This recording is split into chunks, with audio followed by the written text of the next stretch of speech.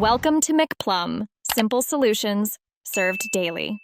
In this video, I will explain how to log into WordPress from CPanel. First, you'll need to access your web hosting account's CPanel dashboard. This is typically done by navigating to your domain name followed by /cpanel in your web browser. Once inside, look for the Software section. Within this section, you'll find an icon labeled WordPress Manager by Softaculous. Click on this to proceed to the next step. After clicking the WordPress Manager icon, you'll be presented with a list of all your WordPress installations. If you have multiple websites, carefully identify the specific WordPress site you intend to log into. Each listed installation will have a corresponding login button.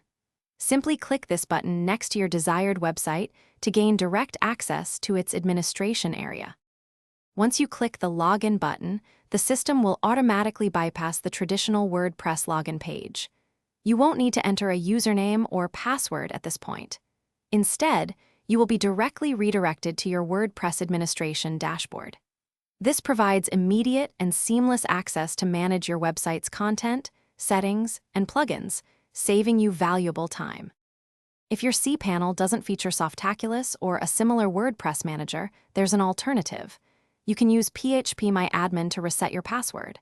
First, find your WordPress database name in the wp-config PHP file.